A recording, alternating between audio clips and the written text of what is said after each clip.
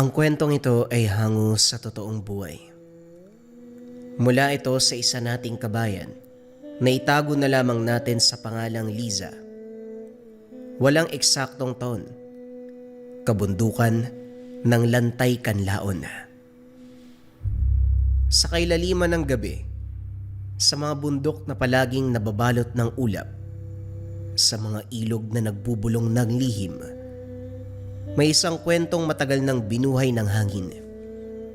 Sinasabing bago pa man sumikat ang unang araw, 3 lahi ang inilabas. Gabunan, ang Magdaw, Tamawo, Dayang. Ngunit sa mga awit ng matatanda, may isang babala. Kapag ang dugo ng mga lahi ay nagsanib, isang bagong puso ang isisilang, pusong magdadala ng kapahamakan o kaligtasan. Kaya naman iginalang ng bawat angkan ang kasunduan, mahigpit nilang iniiwasan ang pag-iisang dugo. Ngunit gaya ng lahat ng pinagbabawal, merong mga pusong hindi kayang gapusin ng takot at ng kasunduan. Ang Magdaw, Tamawo at Dayang nabubuhay sa isang mundo ng tensyon at hindi pagkakaunawaan.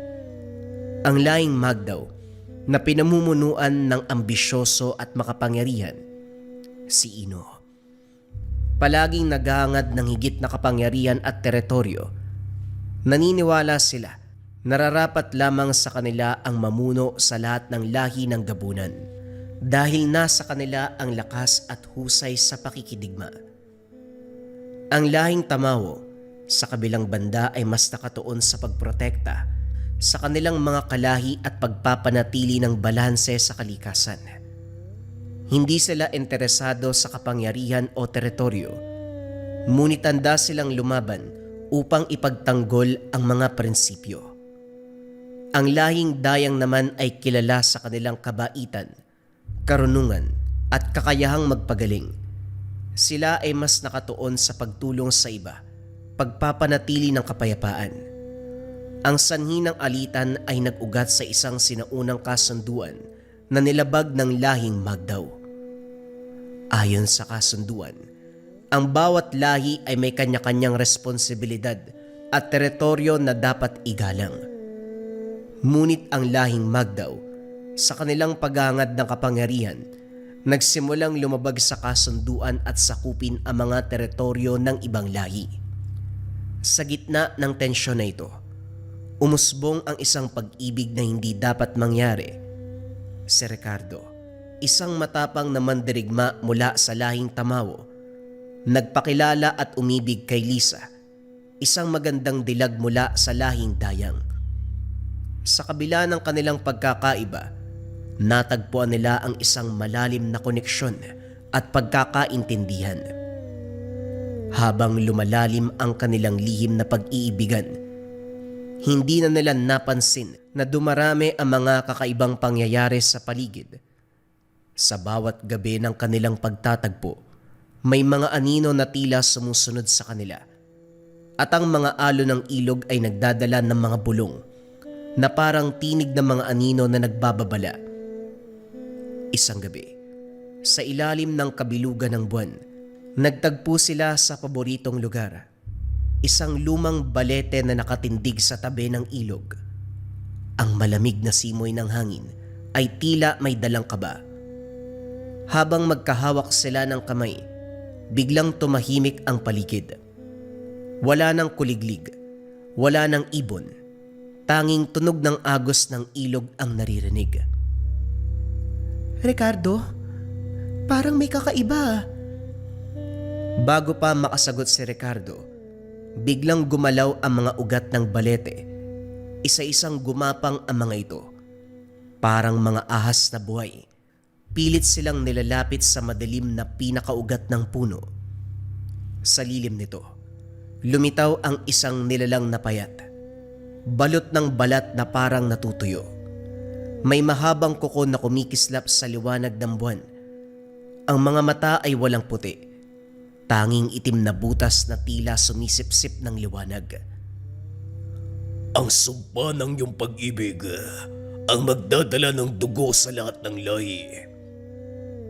Niyakap ni Ricardo si Lisa, sabay hugot ng kanyang tabak. Ngunit bago pa siya makalapit, isang malamig na hangin ang bumalot sa kanila. Biglang naglaho ang liwanag. Iniwan lamang ang amoy na bulok na laman. Hinihingal si Lisa. Nanginginig ang mga kamay. Nakita mo hindi ba? Hindi ako nananaginip. Tumango si Ricardo. Matalim ang mga mata. Oo, nakita ko. At sigurado ako, may nakakaalam na ng tungkol sa atin. Nang mga sumunod na araw, kumalat ang bulong-bulungan sa mga lahi. May mga nakakarinig ng halakhak sa gabi. May mga anino na gumagala sa gilid ng mga kubo. At ang pangalan ni Ricardo at Lisa, palihim na binabanggit sa mga pagpupulong. Hanggang sa dumating ang araw ay nagkaroon ng pagtitipon ng tatlong lahi. Inilantad ang kanilang sekreto. Doon nagsimula ang apoy ng alitan na matagal nang pinipigil. Sa gitna ng kagubatan nagpatawag ng isang malaking pagpupulong. Dumalo ang mga pinuno ng Magdaw, Tamawaw at Dayang, kasama ang kanilang mga matatanda at mandirigma. Sa gitna ay nakatirik ang isang dambuhalang puno ng dapdap. Pinaniniwala ang saksi sa lahat ng kasunduan at sumpa ng mga lahi. Tahimik ang lahat, ngunit ramdam ang bigat ng tensyon. Ang mga mata ng Magdaw, matalim at mapanghusga, nakatuon sa mga Tamawo. Ang mga Dayang bagamat maamo ay halatang nag-aalala. Mula sa anino lumabas si Ino, nakasuot ng itim na balabal. Dala ang ngiti ng isang taong nanalo bago pa magsimula ang laban. Mga pinuno ng Gabunan, dumating na ang oras upang ilantad ang kasalanan na magdadala ng kapamakan sa ating lahat. Wika ni Ino. Nagbulungan ang mga aswang na Magdaw. May ilan ang napatingin kay Ricardo na nooy tahimik na nakaupo. Hawak ang balikat ni Lisa na nakayuko. Itinaas ni Ino ang kanyang kamay at mula sa lupa, lumitaw ang mga anino ng mga sinaunang gabunan. Sabay-sabay itong nagsalita. Dalawang dugong pinagkaisa, magbubunga ng sumpa. Dugo ng Tamawo, dugo ng Dayang, kapamakan ang kakantungan. Lahat ay napatingin kina Ricardo at Lisa. Lumingon si Lisa kay Ricardo. Ito na ang kinakatakutan ko. Tumayo si Ino. Tinutok ang daliri sa kanila. Narito ang katibayan. Ang ating pinakakinakatakutang babala ay nabuo sa kanilang pagtataksil. Sila ang dahilan kung bakit dumami ang mga anino, kung bakit ginigising ng sumpa ang ating mga kalaban mula sa kailaliman. Nagsimulang mag-ingay ang mga aswang. Ang ilan ay sumigaw ng pagkondena. Ang iba naman ay nagulat at natakot. Ang mga matatanda ng Dayang nagtatalo. May ilan na naniniwalang mali ang ginawa ni Ricardo at Lisa. Ngunit may ilan na nakikitang hindi sila ang dapat sisihin. Tumindig si Ricardo. Mariin ang boses nito. Oo, minahal ko si Lisa. At minahal niya ako. Kung ito ang tinatawag yung kasalanan, tatanggapin ko. Ngunit huwag niyo kaming pagbibintangan na kami ang nagbukas ng sumpa. Ang kasakiman ng Magdaw ang tunay na dahilan. Nag-alsa ang lahing Magdaw, ngunit biglang sumingit ang isang matandang Dayang. Tama na! Noon pa man kayo Magdawang lumalabag sa kasutuan, kayo ang nagpalayan ng mga nilalang mula sa ilalim ng lupa. Nag-iba ang mukha ni Ino. Mula sa pagngisi ay naging galit. Isang kasinungalingan! Wika nito. Sabay sabog ng itim na usok mula sa kanyang mga kamay. Biglang nagliyab ang mga mata ni Ino at mula sa kanyang katawan lumabas ang maitim na balahibo mahabang kuko at pangil na kumikislap sa dilim. Unti-unti siyang nag-anyong halimaw, isang dambuhalang gabunan na halos kasing laki ng kalabaw, at ang kanyang paghinga naglalabas ng kulay itim na usok.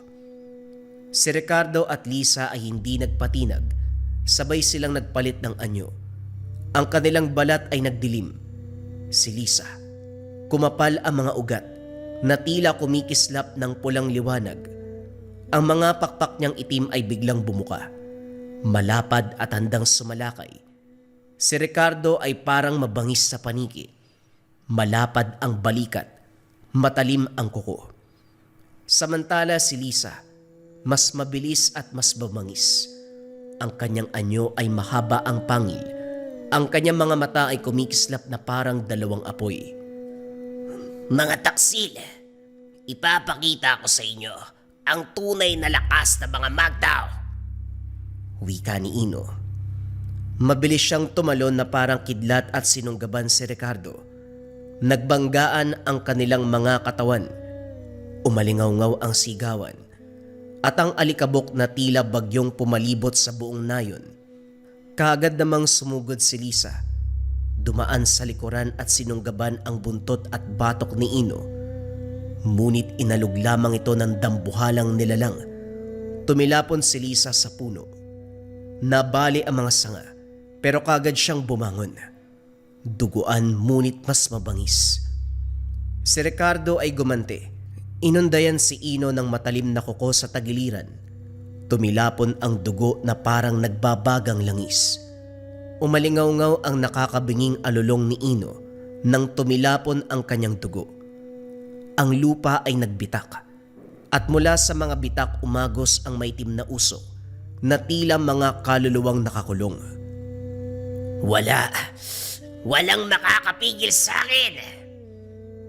Sa isang iglap, lumaki pa ang kanyang katawan, kumapalang balahibo. Ang mga pangil ay parang naging matalim na sibat. Sumugod siyang muli at sa lakas ng hampas ng kanyang makuko, gumuho ang ilang kubo sa gilid ng nayon. Si Ricardo, bagaman sugatan hindi umatras, tumalon siya at sumalpok sa batok ni Ino. Pumaon ang kanyang kuko. Pinilipit ang leeg ng halimaw. Ngunit napakabigat ng lakas ni Ino. Isang ikot lamang at natanggal si Ricardo. Tumilapon sa lupa at gumulong sa alikabok. Samantalang si Lisa ay dumapo sa itaas ng isang punong matibay. Ang mga pakpak ay kumakalampag. Naglabas ng malakas na ihip ng hangin. Sa galit, ang kanyang mga mata ay nagliyab ng pulang apoy. Kung hindi tayo sabay-sabay na aatake, tayo ang magiging abo. Nagbigay siya ng hudyat kay Ricardo. Muling nagbago ang anyo nito. Mas lalong lumaki ang kanyang makuko. Tila naging bakal. Sabay silang sumugod. Si Lisa mula sa itaas. Si Ricardo naman sa harapan. Nang makitang paparating ang dalawa, si Ino ay ngumisi sa kanyang malahalimaw na muka. Ibinuka ang bibig at isang malakas sa pagsabog ng itim na usok ang bumalot sa paligid. Ang buong nayon ay nilamon ng kadiliman at ang tanging maririnig ang mga dagungdong ng kanilang banggaan, ang mga nakakapangilabot na alulong ng halimaw. Ngunit sa gitna ng usok, biglang kumislap ang dalawang anino, si Ricardo at Lisa. Sabay na sumunggab sa dibdib ni Ino. Bumaon ang kanilang mga kuko at pangil. Mula sa gitna ng makapal na usok, narinig ang mabigat na pag-ungol ni Ino. Ang dambuhalang katawan ay sugatan. Ang isang mata ay wala na.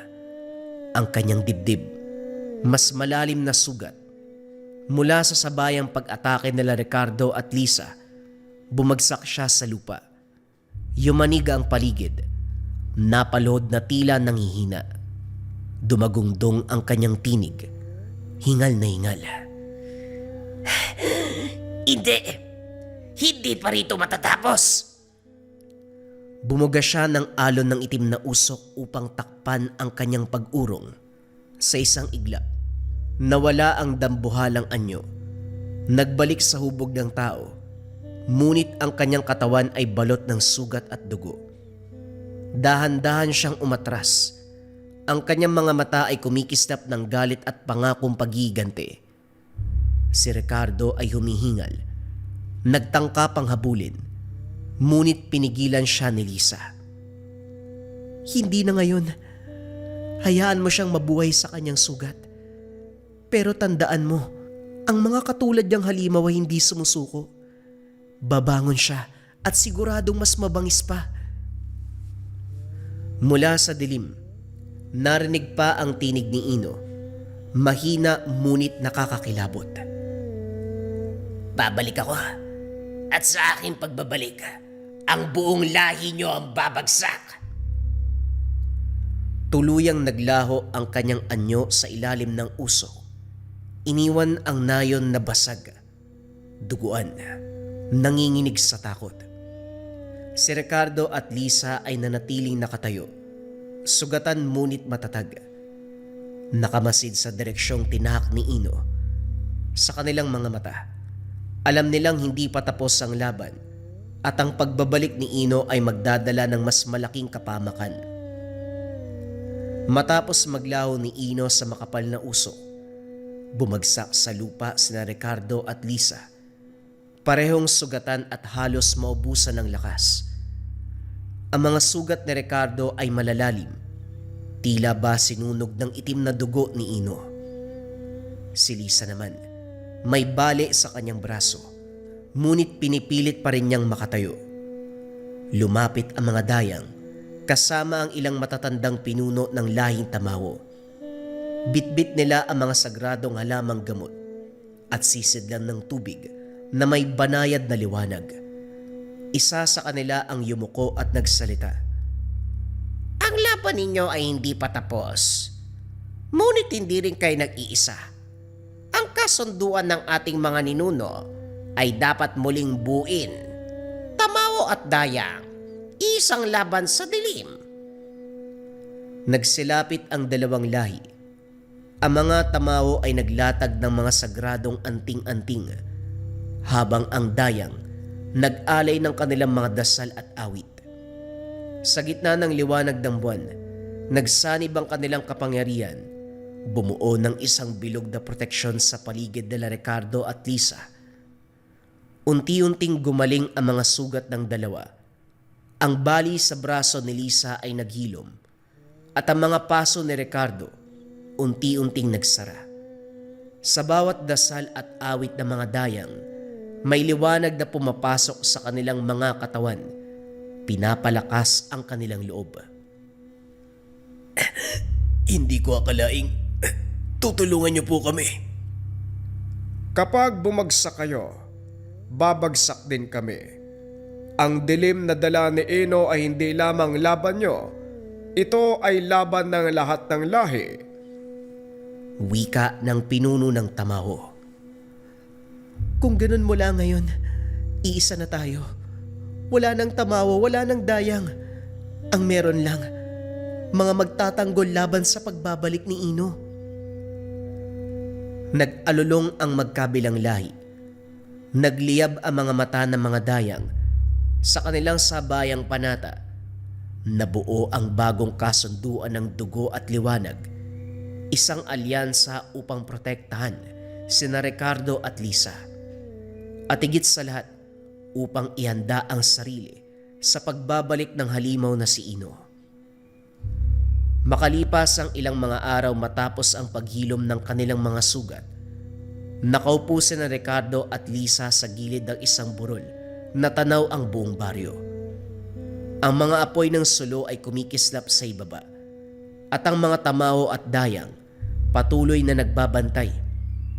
Tahimik ang paligid maliban sa huni ng kuliglig at mahinang hampas ng hangin. Si Ricardo ay nakayuko. Hawak ang kanyang dibdib na may bakas pa ng sugat. Lisa, kung magbabalik si Ino, hindi lang tayong mapapahamak, maging ang lahi natin. Tumingin sa kanya si Lisa. Ang mga mata ay seryoso. nangingislap sa ilalim ng buwan. Alam ko, ang bawat laban natin mas lumalakas siya. Kung dito natin siya haharapin, baka maubos ang Tamaw at Dayang bago pa natin siya mapigilan. Sandaling katahimikan. Ang kanilang mga mata ay nagtagpo. Pareho nilang alam ang pagpapasya. Lumayo tayo. Dalhin natin ang laban sa malayo. Kahit pa ang ibig sabihin nito, iiwanan ng ating mga kasama. Hindi natin sila iiwan. Poprotektahan lang natin sila. Sa ibaba, napansin ng ilang matatanda ang kanilang pag-uusap at lumapit. Ang matandang Dayang, nakikinig at tahimik na tumango. Kung yan ang inyong pagpapasya, susuportahan namin kayo. Pero palagi niyong tandaan, ang paglayo ninyo, hindi na kayo basta mandirigma. Kayo na ang magiging panangga ng lahat. Ang bigat ng tungkuling ito, wala nang atrasan. Huminga ng malalim si Ricardo. Tumayo at tinignan ng baryo. Handa ko itong tanggapin. Basta ang ating lahi ay mabuhay. Hinawakan ni Lisa ang kamay niya. Kung ganun simula ngayon, tatanggapin natin ang bagong pakikipaglaban. Sa gabing yun, pinanood nila ang mga liwanag ng baryo na parang huling sulyap sa tahanan. Alam nila na sa kanilang pag-alis, dala nila ang kapalaran ng lahat ng lahi at sa muling pagbabalik ni Ino, doon nila haharapin ang tunay na apoy ng digmaan. Bago sumikat ang araw, tinipon ng mga Tamaw at Dayang ang buong baryo sa gitna ng malawak na bakuran. Sa gitna ay nakatayo si Ricardo at Lisa. Nakasuot ng itim na balabal na may nakaborda, sinaunang mga simbolo. Sa kanilang paligid, nakapalibot ang matatanda. Hawak ang mga sisidlan ng apoy at mga sagradong mga gamit. Ang matandang Dayang ay humakbang pasulong. Bitbit ang isang mangkok na may tubig na kumikislap na parang pilak. Itinaas niya ito at nagsalita. Ngayong gabi, ibinibigay namin sa inyo ang basbas ng ating mga ninuno. Ricardo at Lisa, kayo ang magiging panangga. Kayo ang tagapagpadala ng ating kapalaran. Lumapit ang isang pinuno ng Tamaw. Dala ang isang lumang sibat na matagal nang nakatago sa kanilang altar. Inabot niya ito kay Ricardo. Ito ang sibat ng ating mga ninuno. Hindi ito basta sandata. Ito ay tanda na sa bawat hampas mo, dala mo ang lakas ng ating lahi. Si Ricardo ay yumuko. Tinanggap ang sibat. Marahang pinahira ng kanyang sariling dugo ang dulo nito. Tanda ng panata. Kasunod nito, si Lisa naman ay nilapitan ng 3 batang Dayang na umaawit ng mga ritmo. Ibinigay nila sa kanya ang isang kwintas, nayari sa buto at bato, kumikislap sa ilalim ng buwan. Kwintas ito ng bantay liwanag. Kapag dumilim ang iyong daan, ito ang magbibigay gabay. Ngunit higit sa lahat, ito'y magpapaalala sa iyo na hindi ka nag-iisa. Nang sandaling yun, sabay-sabay na itinaas ng mga Tamaw ang kanilang mga sandata at ang mga Dayang nagsinde ng apoy na pumalibot sa bilog. Sabay-sabay nilang binigkas. Sa dugo at liwanag, tayo ay iisa. Ricardo at Lisa, isinusugo namin kayo upang dali ng laban sa malayo. Hanggang sa inyong pagbabalik, kami ay mananalangin. Tumayo sina Ricardo at Lisa, parehong matatag ngunit may bigat sa kanilang mga puso. Humarap sila sa buong baryo at sabay na nagsalita. Sa inyong basbas kami ay lalaban. Para sa inyo, para sa ating lahat. Sa pagtilaok ng unang manok, nagsimulang lumakad sina Ricardo at Lisa palayo sa baryo. Ang liwanag ng araw ay unti-unting sumisilip, tila nagsisilbing gabay sa kanilang daan. Sa likod nila, Nakatanaw ang buong lahi, Tamawo at Dayang. Habang ang dalawa ay tuluyang nilalamon ng liwanag ng umaga, matapos ang basbas ng kanilang mga lahi, naglakad sina Ricardo at Lisa patungo sa ilagang bahagi ng kagubatan. Ang daan nila ay tila walang katapusan. Makapal ang mga puno, malamig ang hangin, at bawat takbang may kasamang panginginig ng lupa. Habang sila ay naglalakad, napansin ni Lisa ang kakaibang katahimikan. Walang huni ng ibon, walang kaluskos ng hayop, parang patay ang buong kagubatan. Ricardo, may nagmamasid sa atin. Huminto si Ricardo. Maigpit ang hawak sa sibat na pinagkalob sa kanya. Handa ka na ba? Hindi pa nagsisimula ang ating tunay na laban. Mula sa ilalim ng lupa, may narinig silang kalabog. Kasunod ang paglitaw ng mga basag na ugat at maliliit na bitak. Unti-unting lumabas ang mga nilalang. Mahabang katawan na parang mga ahas. Ngunit may mga mukha ng tao na balot ng kadiliman. Ang kanilang mga mata ay puting-puti. Ang mga kamay may matutulis na kuko. Kayo ang dahilan, kaya kami muling binalaya. Nabigla si Lisa. Agad niyang naalala ang sinabi ng Dayang na ang mga magdaw ang nagpalaya ng mga nilalang mula sa ilalim ng lupa. Mga sinumpang nilalang, hindi kami ang dahilan ng inyong paglaya. Si Ino ang tunay na nagtulak sa kadiliman. Ang mga nilalang ay sabay-sabay na gumapang palapit, parang dagat ng anino. Itinaas ni Ricardo ang kanyang sibat. Biglang kumislap ng bughaw na liwanag. Sa bawat ikot ng sibat, lumilika ito ng bilog na hadlang na pumipigil sa paglapit ng mga nilalang. Samantala, si Lisa ay nagbukas ng kanyang pakpak at lumipad sa itaas. Itinaas niya ang kwintas sa ibinigay ng mga dayang. Mula rito kumalat ang maliit na sinag ng liwanag na nagdudulot ng hapdi sa mga nilalang. Kung kayo'y sinumpa ng lupa, kami ang magiging apoy na maglilinis sa inyong kadiliman. Nagumpisa ang sagupan. Si Ricardo ay humahampas ng sibat. Bawat tama nagiging apoy na sumusunog sa laman ng mga limaw. Si Lisa naman ay kumikilos sa ere. Bumabagsak mula sa itaas na parang palaso. Pinupunit ang kanilang mga anino. Ngunit habang lumalaban sila, mas dumarami ang mga nilalang. Ang lupa ay lalo pang bumibiyak. At mula sa kailaliman ay may lumabas na mas malaki. Isang dambuhalang halimaw na may 4 na muka. Sabay-sabay na nakangisi. Sabay-sabay na umuungol. Lisa, mukhang ito pa lang ang simula ng pagbabalik ni Ino. Mula sa lalong pagbitak ng lupa, lumitaw ang dambuhalang nilalang. Ang kanyang katawan ay yari sa batong nababalutan ng itim na usok. At sa ulo nito, nakapaskil ang 4 na muka. Isang nakangisi, isang umiiyak, isang nanggagalaiti at isang umuungol. Bawat muka ay sabay-sabay nagsasalita. Ang kanyang tinig ay umaalingaw-ngaw na parang kulog na may kasamang iyak ng libu-libong kaluluwa.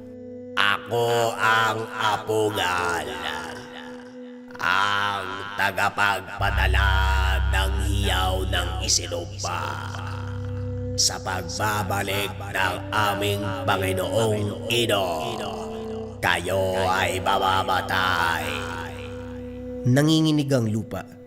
Sa bawat takbang ng dambuhalang nilalang, ang mga maliliit na halimaw na gumagapang mula sa ilalim ng lupa, biglang yumuko. Naglaho sa kanyang paligid. Parang siya ang kanilang tunay na hari. Si Ricardo, humigpit ang hawak sa sibat. Ramdam ang bigat ng presensya ni Apungal. Lisa, hindi na ito basta nilalang. Isa itong sugo ni Ino. Si Lisa ay nakalutang sa ere. Kumikislap ang kwintas sa kanyang leeg. Kung siya ang tagapagpadala ng hiyaw, tayo ang magiging katahimikan. Tayo ang wawasak sa kanya. Sabay nilang hinarap ang dambuhalang halimaw. Nagsimula ang sagupan. Ang sibat ni Ricardo na kumikislap ng bugaw na apoy laban sa katawan ng bato. At ang mga pag-atake ni Lisa mula sa himpapawid na tumatama sa apat na muka ng halimaw. Ngunit bawat sugat na kanilang naidulot, kagad naghihilom. At bawat hiyaw ni Apunggal, nagiging alo ng puwersang umaalog sa kanilang katawan na halos magpatumba sa kanila. Sa bawat sigaw ng apat na muka, ramdam nila na ito ay hindi ordinaryong laban. Ito ay pagsubok na pinadala ni Ino upang masukat ang kanilang lakas bago pa dumating ang kanyang pagbabalik. Umugong ang kagubatan sa bawat paghiyaw ng apat na mukha ni Apunggal. Ang nakangisi ay naglalabas ng nakakabinging halakhak. Ang umiiyak ay lumilikha ng baha ng luha na nagiging itim na ilog.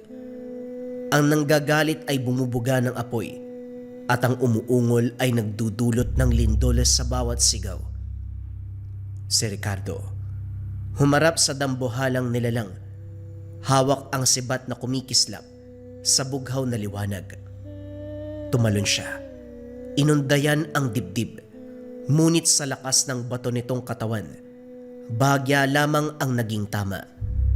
Sa isang hampas ng malaking kamay tumilapon siya at bumagsak sa lupa. Samantalang si Lisa ay lumipad, gamit ang bilis ng kanyang pakpak.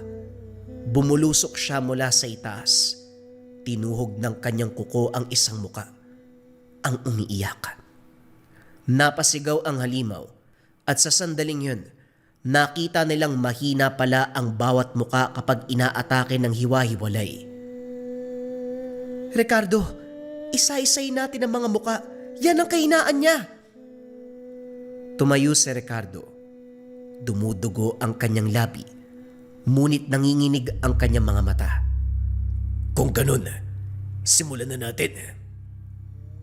Mabilis silang kumilos. Si Ricardo ay sumunggab sa mukha ng nanggagalaiti. Tinuhog ng sibat ang isang mata. Si Lisa naman ay umikot sa ere. Tinaga ng kanyang kuko ang nakangising muka hanggang sa pumutok ito sa liwanag. Ang bawat muka ng kanilang winawasak ay naglalabas ng lakas ng halimaw. Ngunit sa huling hiyaw, ang huling muka ay naglikha ng ungol. Isang alo ng puwersa ang kumalat. Itinumba silang dalawa. Halos mawala ng ulirat si Ricardo. Ngunit bago siya tuluyang bumagsak, kumislap ang kanyang sibat. Dumaloy ang liwanag mula rito. Mula sa ilalim ng lupa, sumabog ang apoy na bughaw. Tinuhog si Apunggal mula sa paa hanggang ulo. Sabay na umatake si Lisa. Sinunggaba ng huling muka at pinunit hanggang sa maglaw ito sa alingaw-ngaw ng kanyang sigaw. Sa huling pagkakataon sumigaw si Apunggal ng malakas na alo ng tinig, ngunit unti-unti siyang nadurog hanggang sa maging abo na dinala ng hangin. Humihingal sina Ricardo at Lisa. Parehong sugatan ngunit matatag. Kung ganito kalakas ang alagad, paano pa kung si Ino humarap? Hindi tayo titigil hanggang sa marating natin ang pinagbulan ng kanyang lakas. Tumayo silang dalawa. Tinalikuran ang abo ni Apunggal at muling naglakad. Sa bawat takbang nila, alam nilang mas matitinding pagsubok ang nag-iintay. Higit pang nilalang mula sa ilalim ng lupa at sa dulo ng kanilang paglalakbay ang mismong pagbabalik ni Ino. Ang kanilang landas ay patungo sa mas madilim na kagubatan, mas mataas sa bundok, at sa mga lugar na hindi na nilalakaran ng tao. Doon nila haharapin ang kapalaran. Hindi lang para sa kanila, kundi para sa lahat ng kalahi. Nagpatuloy sina Ricardo at Lisa sa ilagang kagubatan. Ilang araw silang naglakad. dumaan sa matatarik na bangin at malamig na ilog. Hanggang isang gabi, natagpuan nila ang isang lambat na balot ng hamog. Sa gitna ng lambak, nakatayo ang isang sinaunong guho ng templo, gawa sa bato na halos natatakpan ng mga baging. Ang mga pader nito may mga ukit ng muka, mga muka ng tao na tila sumisigaw, umiiyak, nanlilimos ng awa. Ricardo, pakiramdam ko, ito ang pinagbulan ng lahat. Parang nakatanim dito ang kasaysayan ng ating mga kaaway. Lumapit sila sa pintuan ng templo. Sa ibabaw nito ay may nakaukit na simbolo. Isang araw na nilalamon ng itim na anino. Sa paghipon ni Ricardo, biglang lumiwanag ang kanyang sibat.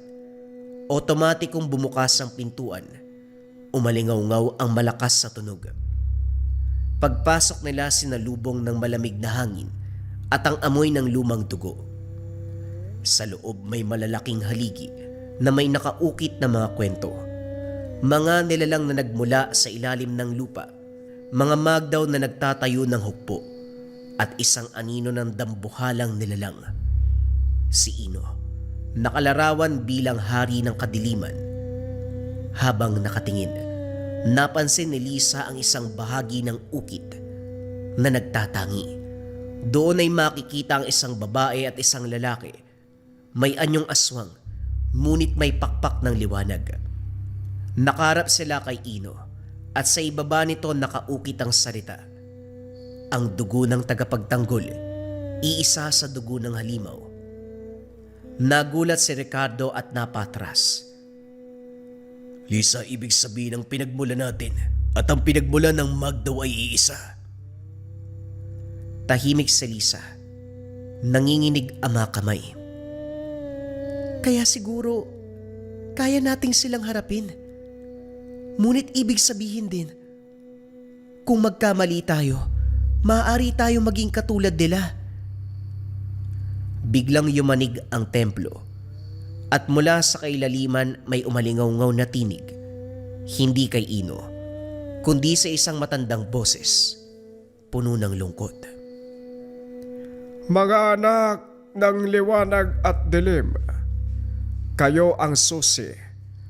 Ang pagkawasak ni Ino o ang kanyang muling pagsilang nasa inyong mga kamay. Sa gitna ng templo, isang bato ang biglang kumislap at mula rito, lumabas ang isang anino ng matandang nilalang, isang tagapangalaga ng lihim. Sa gitna ng madilim na templo, lumitaw ang anino ng isang matandang nilalang. Mahaba ang buhok, balot ng putik at abo ang katawan. Ngunit malinaw ang kanyang mga mata na tila naglalagablab ng apoy at luha ng panahon. Siya ang tagapangalaga ng lihim. Isang nilalang na hindi buhay at hindi rin patay, kundi nakagapos sa kasaysayan ng kanilang mga lahi. Matagal ko nang inaantay ang pagdating nyo, Ricardo at Lisa. Mga supling na isinilang sa pagitan ng liwanag at dilim. Nagkatinginan ang dalawa. Parehong nabigla. Anong ibig mong sabihin? Kami ay mga alagad ng Tamaw at Dayang.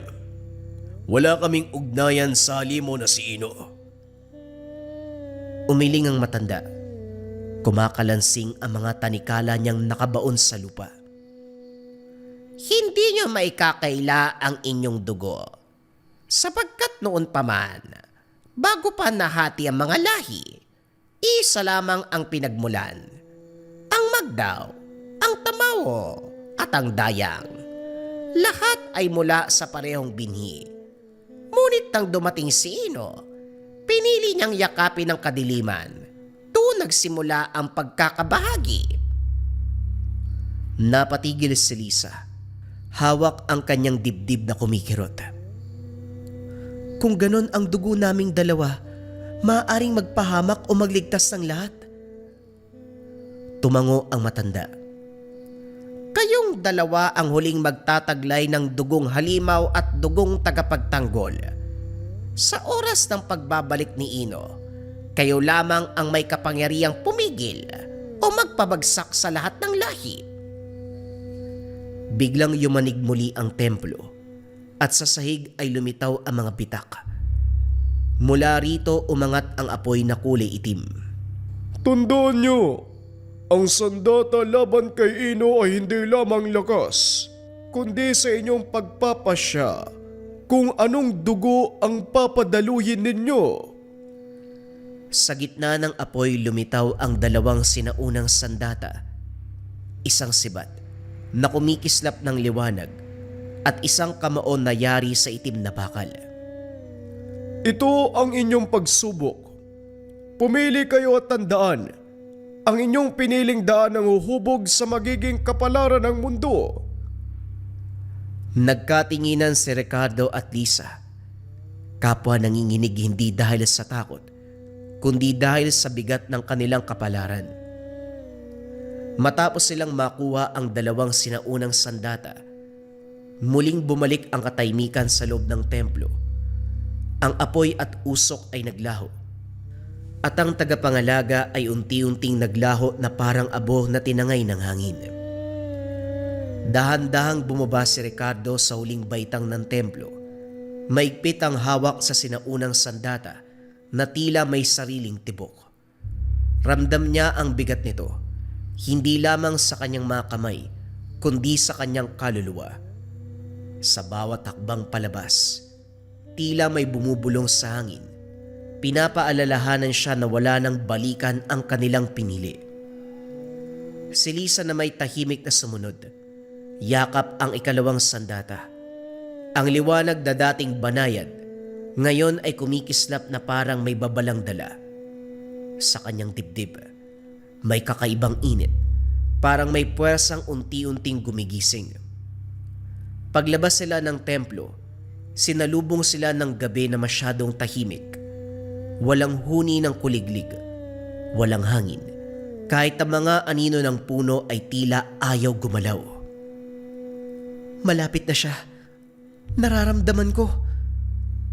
Wika ni Lisa, hindi tumitingin kay Ricardo. Tumango si Ricardo, ramdam niya rin.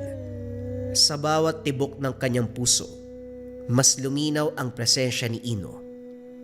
Madilim, malamig at pamilyar, na parang matagal na silang pinagmamasdan.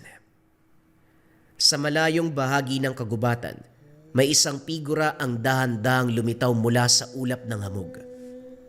Matangkad, balot ng itim na balabal, at ang mga mata ay kumikislap sa liwanag ng buwan. Sa kanyang paligid, nalalanta ang mga dahon. Ang lupa ay unti-unting nagbibitak. Huminto ang figura at ngumiti. Kaya pala kayong pinili ng templo. Akala ko, mas matagal pa bago nyo ako hanapin. Malamig ang tinig ni Ino. Humigpit ang hawak ni Ricardo sa sandata. Isang hakbang pasulong, hindi para umatake, kundi para humarap sa kapalaran. Hindi ka namin hinanap. Nandito kami para tapusin ang sinimulan mo. Tumawa si Ino. Isang halakhak na walang saya. Tanging pangungutya. Kung ganon, ipakita nyo sa akin kung karapat dapat nga kayong humawak ng kapangyarihang yun. Wika niya, habang unti-unting inaangat ang kamay. Sa sandaling yon umihip ang hangin, bumigat ang dilim, at ang lupa sa pagitan nila ay nagsimulang gumalaw. Doon nagsimula ang laban ng pagpapasya sa kapalaran ng kanilang lahi. Biglang nagpalit ng anyo ang dalawa. Sa isang iglap bumagsak ang kamay ni Ino. Sumabog ang lupa sa pagitan nila. Tila may higanteng kamay na humugot mula sa kailaliman. Napatras si Lisa habang hinihila ni Ricardo ang sarili niyang katawan pasulong. Itinutusok ang sandata sa lupa upang hindi magtagay ng puwersa. Ngayon na! Tumugon ang sandata sa kanyang kamay. Nagliyab ng liwanag. Nag-anyong mga simbolong umiikot sa talim. Tumalon siya pasulong. Hinati ang hangin. Ibinagsak ang unang hampas. Hinarang ni Ino ang atake gamit ang itim na enerhiya na parang salamin. Kumalat ang alon ng puwersa. Nagpabagsak sa mga puno sa paligid. Napangiti si Ino. Ngunit sa unang pagkakataon, may bahid ng pagtataka ang kanyang mga mata. Samantala, itinaas ni Lisa ang kanyang sandata. Ang liwanag nito ay hindi marahas. Bagkus ay tahimik ngunit mapanira. Pumikit siya at sa isang bulong na tila dasal at sumpa, pinakawalan niya ang kapangyarihan. Mula sa lupa umusbong ang mga anino na hugis kamay, kumapit sa mga paa ni Ino. Ganyan ba kayo kadesperado? Wika ni Ino, habang unti-unting binibitawan ang pagkakahawak ng mga anino. Ngunit bago pa siya tuluyang makawala, dumula si Ricardo sa tabi niya.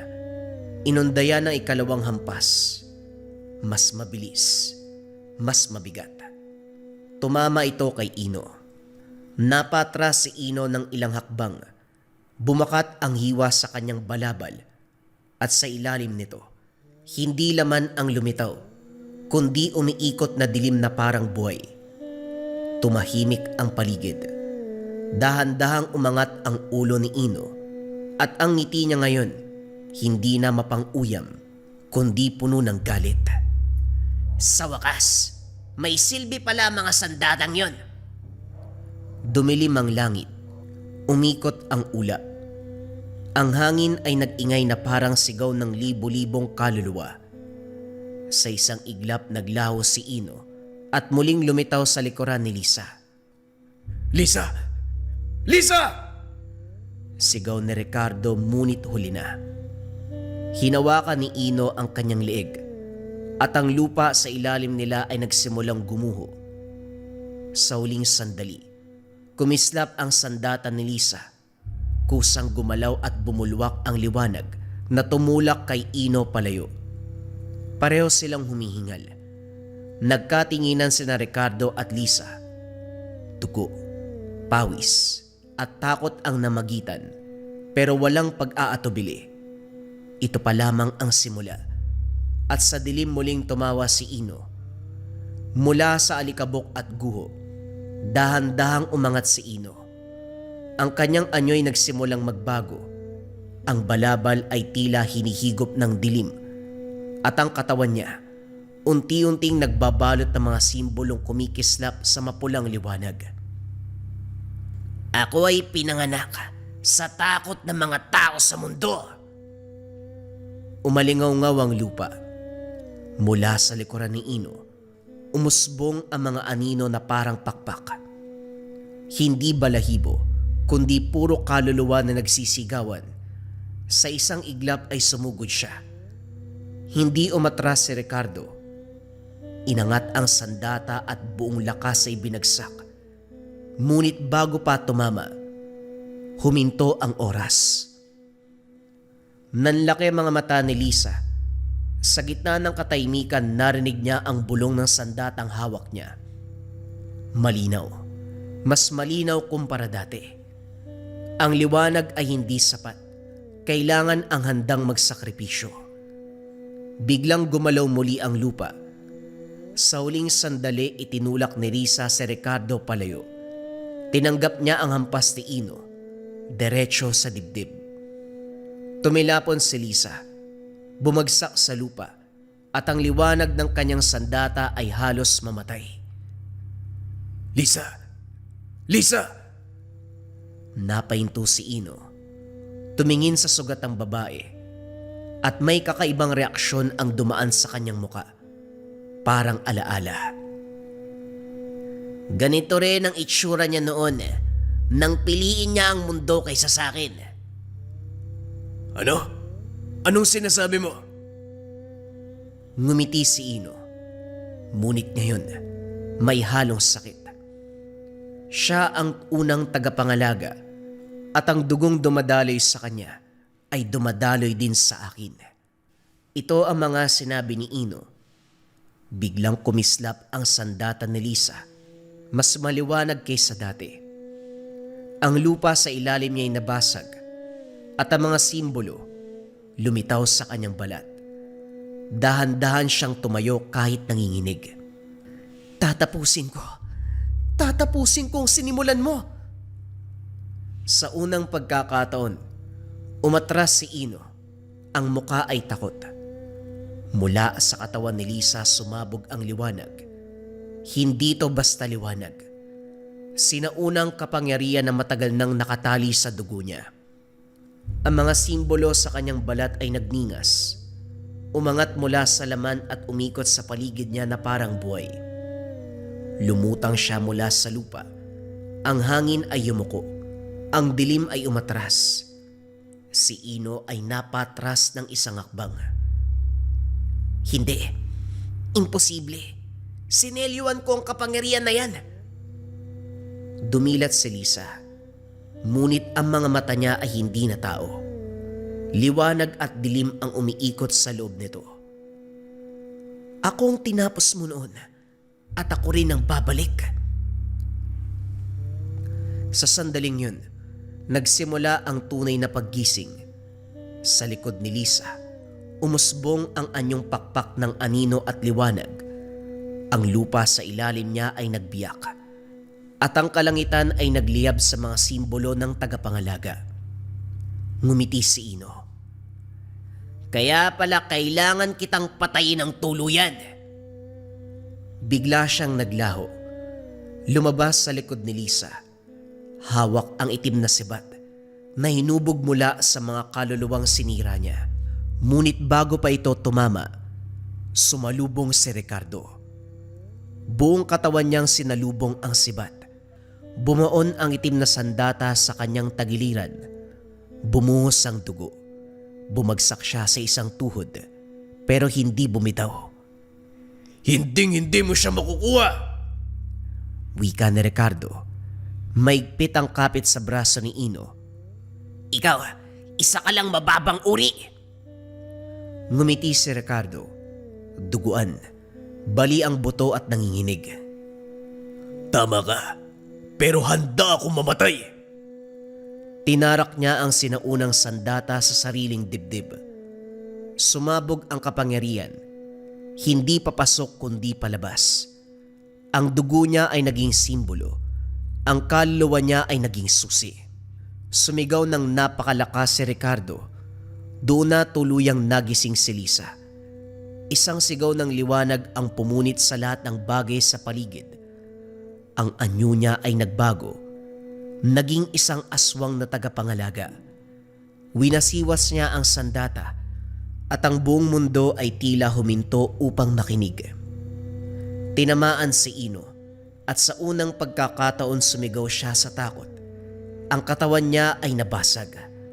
Ang dilim ay hinigop ng liwanag at ang mga kaluluwang kinadena niya ay pinalaya.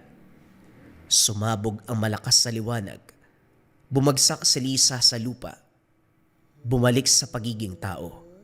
Agad siyang gumapang papunta kay Ricardo. Ricardo, wag muna. Ngumiti si Ricardo pero hirap sa paghinga. Natapos na. Ayos na ako. Sandaling huminto ang paligid. Ang hangin ay dahan-dahang humupa. Ang dilim na bumalot sa kagubatan ay unti-unting umurong. Parang ulap na tinangay ng liwanag ng umaga. Sa lugar na kinahulugan ni Ino, wala nang bakas. Ni anino, ni sumpa. Tanging lupa na muling tumitibok sa buhay. Tahimik na niyakap ni Lisa ang katawan ni Ricardo. Pumalahaw si Lisa sa pag-iyak, sa pagkawala ng mahal. Pero sa dibdib niya, may sinde ng bagong pananagutan. Pagbalik ni Lisa sa mga gabunan ng kanilang lahi, sinalubong siya ng katahimikan. Isa-isa silang lumabas mula sa dilim, mga aswang na lakat, mga aswang na lipad, at yaong matagal nang nagkubli dahil sa takot kay Ino. Lahat sila'y huminto nang makita ang mga simbolo na naiwan sa balat ni Lisa. Mahina pero buhay. Lumapit ang pinakamatandang gabunan. Nasaan si Ricardo? Pinili niya ang lupa para tayo muling makalakad ng walang takot. Isang mahabang katahimikan ang bumalot sa mga gabunan. Pagkatapos ay sabay-sabay silang yumuko. Sa unang pagkakataon sa mahabang panahon, hindi bilang mga halimaw, kundi bilang mga nilalang na muling may dangal. Wala na si Ino. Wala na ang sumpang humahati sa atin. Ang lipad at lakat, hindi na magkaaway. Isa ang bantay ng ating lahi. Isang bulong ang kumalat sa dilim. Hindi takot kundi pag-asa. Sa gitna ng gabunan, tinanim nila ang sandata ni Ricardo sa lupa. Mula doon umusbong ang isang punong itim. Ang balat ngunit maputi ang bulaklak. Simbolo ng lakas at sakripisyo para sa kapayapaan. Sa langit, isang anino ang dumaan. Mga pakpak na pamilyar. Tumigil si Lisa at tumingala. Sa sandaling yun, may marahang tinig na bumulong sa kanya na bantayan mo sila. Ngumiti siyang may luwas sa mga mata. At ikaw, mahal ko, pagpahingayin mo ang lupa. Mula noon nagbago ang alamat ng mga gabunan na may aswang na lakat na laging haligi ng lupa at may aswang na lipad na naging bantay ng langit. Sa tuwing tahimik ang gabi, kapag ligtas ang kanilang lahi, alam nilang may isang sakripisyong hinding-hindi makakalimutan. At sa kasalukuyang panahon, ang mga gabunan ay namumuhay na sa anino ng mundo. Tahimik, patago, at marunong makisalamuha sa mga tao. Sa paningin ng iba, sila'y karaniwang nilalang na dumaan sa lansangan. Ngunit sa ilalim ng kanilang katahimikan, may bagong kasaysayan na hindi maaaring kalimutan. Kasaysayang may isang pangalan na Ricardo. Pinaliwanag ang kanyang kwento hindi bilang alamat ng karahasan, kundi bilang aral ng pagpili na ang tunay na lakas ay hindi nasusukat sa anyo ng halimaw, kundi sa tapang na ialay ang sarili para sa iba. Sa bawat bagong henerasyon ng gabunan, ang kanyang pangalan ay binubulong, hindi isinisigaw, bilang paalaala na minsan may isang aswang na piniling manatili sa lupa upang ang iba ay makalipad ng malaya. Hindi siya bayani lamang sa kanilang lahi, kundi bayani ng kasaysayan na hindi mababasa sa mga aklat ng tao, ngunit nakaukit sa dugo at alaala ng mga susunod pa sa kanila. At hanggat may gabunang pinipiling mamuhay na may dangal sa gitna ng mundo ng tao, hanggat may handang magbantay sa dilim na walang kapalit, ang diwa ni Ricardo ay patuloy na mamumuhay. Tahimik, matatag, at kailanman hinding-hindi makakalimutan. Sumainyo ang kwento ng bawal na pag-ibig at ang isang taong bayani na si Ricardo. Top 5 items na kailangan mo sa Lika Merchandise ngayong 2026. Simulan natin kaagad sa number 1. Number 1, Gunita Bracelet for Good Health Bracelet. Yung energy and vibration na ina-attract ng ating Gunita Bracelet ay nakakatulong sa pagpapaganda ng kalusugan. Laging tandaan mga kabayan, para saan ang ating mga swerte, kayamanan, kung hindi maganda ang ating kalusugan. Kung ang priority mo ay magandang kalusugan, energy and vibration na ina-attract, dito ka sa ating Gunita Bracelets. Number 2, ang ating Gintong Gabay o Gabay Medallion Ethnic Version. Pareho lamang ng bisa to mga kabayan, sa designs lamang siya nagkaiba. magkaiba. Ito gintong gabay, ito naman ethnic yung approach. Ang bisa nito mga kabayan ay pampaswerte at gabay sa career, health, love life, and finance. Kung nangangailangan ka ng swerte at gabay sa apat na aspeto ng buhay ngayon 2026, kung kailangan mo ng guidance sa araw-araw ngayon 2026, dito ka sa top 1 necklace natin, ang gabay medalyon pangkalahatan. Pili ka na lang ng designs kabayan. Number 3, syempre hindi mawawala ang depensa spiritual mga kabayan. Meron tayong kalusugan at gabay sa araw-araw pero kailangan din natin ng depensa spiritual. Kontra sa lahat ng negative energy, kontra kulam, barang, tigalpo, palipadhangin, usog o kahit anong masamang uri ng sumpa. Ito ang Maracuyo bracelets mga kabayan. Nandito din yung tinatawag nating revuelta or sumbalik. Kung ano man yung sumpa na ibinigay sa inyo, ibabalik doon sa taong nagbigay. Kaya sobrang trending ng ating Maracuyo. May 4 na kulay kang pagpipilian. Pwede tong lava na may gintong San Benito, pwede tong white na may gintong San Benito, pwede tong brown na ethnic version at black na ethnic version. Pili ka na lang, kabayan ko. Number 4, gintong palay money amulet. Ito bagay na bagay itong coin na to mga kabayan para sa mga tao na ayaw naman na nagsusuot ng kung ano-ano. Baliktaran ng simbolo, ang bisa nito ay pampaswerte sa pera, for dreams manifestation, kung may mga kahilingan ka na gustong matupad ngayon 2026, for abundance and for prosperity. Sobrang simple lang nito, iipit mo lang siya sa wallet mo, dalhin mo lang palagi, ilagay mo sa gabay pulantela pouch, basta dala-dala mo. Let it work for you kabayan. Gintong palay, money amulet. At syempre mga kabayan ko, ang panglima, hindi mawawala ang kaluban de pampaamo. Pampaamo sa tao, pampaamo sa negosyo. Kung feeling mo nasa toxic environment ka kabayan, ikaw lagi yung napapag-initan, laging galit yung partner mo, laging galit yung boss mo, laging galit yung mga katrabaho mo, sa'yo lagi sinisisi ang mga bagay-bagay, magkaluban de pampaamo ka. Pampaamo sa tao, pampaamo sa negosyo. Bagay din to sa mga nasa sales or sa mga tao na palaging merong kausap para mabilis kayong makapagpalagay ng loob ng taong kausap mo. Sobrang simple lang. Itong kaluban, gawa to ng mga katutubo sa Negros, pero may mga sangkap pa ito sa loob. Dadalin mo lang kabayan. Let it work for you. Lagay mo sa bag mo, lagay mo sa bulsa mo, basta dala-dala mo lang palagi. Yon ang ating top 5 items na kailangan mo ngayon 2026 sa Likha Merchandise. Kung interesado ka kabayan, pwede mo i-click yung yellow basket sa baba. Pero if ever na walang yellow basket, i-search mo lang ang shop ng Likha Merchandise. Ingat sa mga scammers.